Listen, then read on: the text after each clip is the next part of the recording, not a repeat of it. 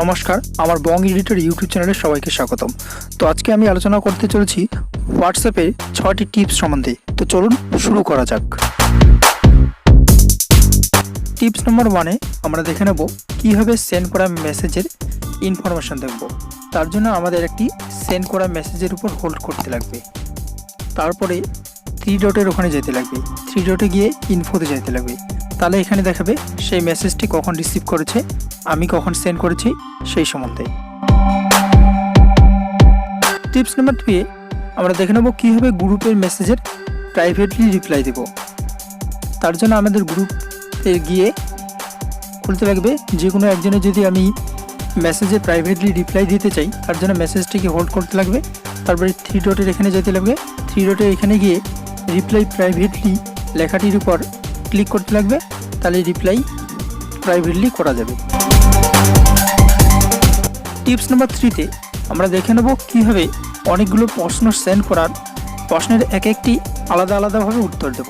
তার জন্য মেসেজটিকে আমাদের হোল্ড করতে লাগবে। হোল্ড করে রাইট অ্যারোতে ক্লিক করতে লাগবে। তারপরে তার প্রশ্নগুলির এক এক করে উত্তর এইভাবেই আমরা দিতে পারবো, হোল্ড করে রাইট অ্যারোতে ক্লিক করে।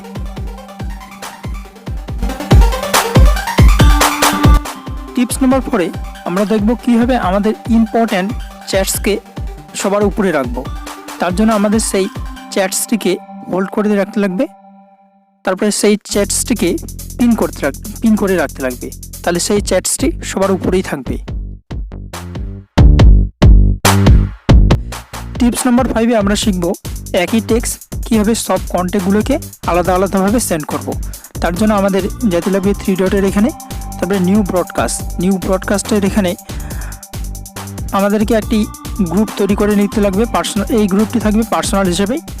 গ্রুপটি তৈরি করার পর তারপরে টিকে ক্লিক করতে লাগবে। তারপরে যে মেসেজটি আপনি সেন্ড করতে চান এটি টাইপ করে আপনি সেন্ড করতে পারেন আলাদাভাবে।